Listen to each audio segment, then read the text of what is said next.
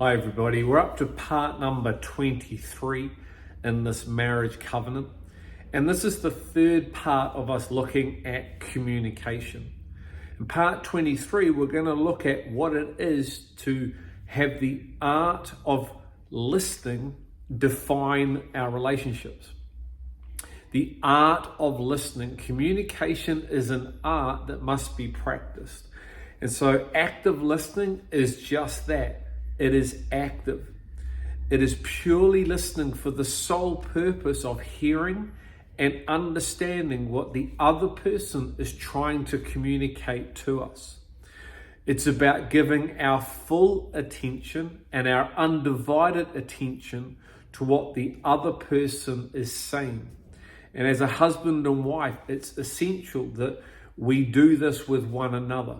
Love will always have you listening to hear to understand, because you love the person and you're concerned for the person. When we actively listen, we are not listening to reply. We're not listening to give our opinion or a solution to what is being said. We certainly are not thinking about other things and finding our minds drifting off to what we might be doing later.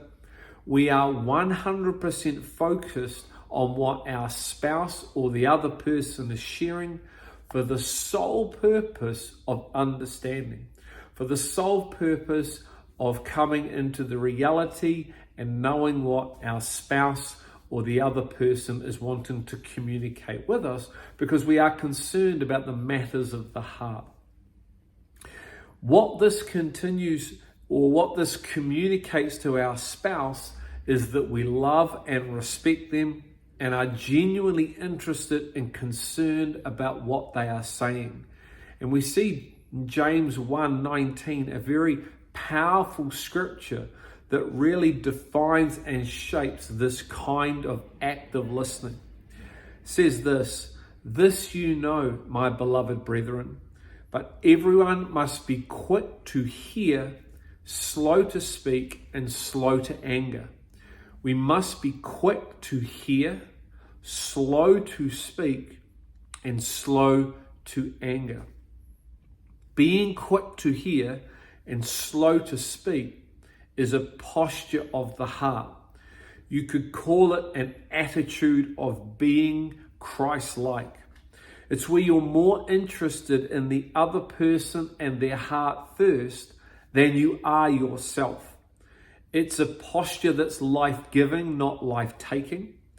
It truly has the welfare of the other individual as its main priority, and so in turn is eager to hear, is quick to hear, slow to speak, and slow to anger.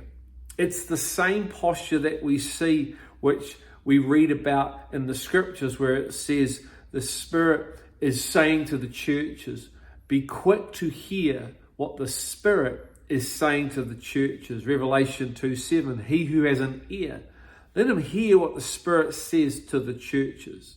To him who overcomes, I will grant the right to eat from the tree of life, which is in the paradise of God.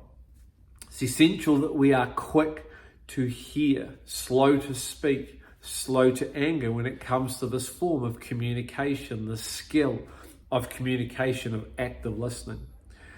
This kind of listening requires a kind of humility, a spiritual kind of humility to be present, a poor in spirit. The heart that isn't humble tends to be quick to want to reply. It tends to be quick to want to add or quick to come to a solution, because it's not actively hearing or listening to the person. It's trying to figure out how to solve the issue. And we miss one another in this process. It's quick to tell the other person to hurry up because this is taking too long, and don't you know my time is valuable to me, so can you shorten the words up and make it succinct and to the point? That's not a heart of humility, that's a heart of pride, and it's not really concerned about the other person, it's concerned about itself and getting on with its own life. And the other person feels that response and feels disrespected and not loved. Those who aren't quick to hear, as I've told you, they're quick to listen to reply. They're not listening to understand, they're listening to reply. And while the person is speaking, they are already conjuring up their reply as opposed to truly actively listening. Active listening is an art, and it doesn't come naturally to us. It is something we firstly need to desire and then have the desire to grow and develop and apply to our lives. And if we're serious about great communication, we're going to undertake this growing and learning process of active listening. The other side of active listening is repeating back to the person who is speaking what you have heard for the purpose of clarity and understanding. This is where the hearer shares with the speaker what has been shared. And so the speaker knows they've been heard and understood. And once both couples are happy, they can together look to move forward in their dialogue and the possible resolvement, if that's required, of any feeling or circumstance or situation. And so it's imperative. If you want to be a great communicator, you need to be a great active listener. You need to be quick to hear. You need to be slow to speak and slow to anger. So some questions to ponder. What makes active listening so different from just listening? Why is it vital we are quick to hear and slow to speak?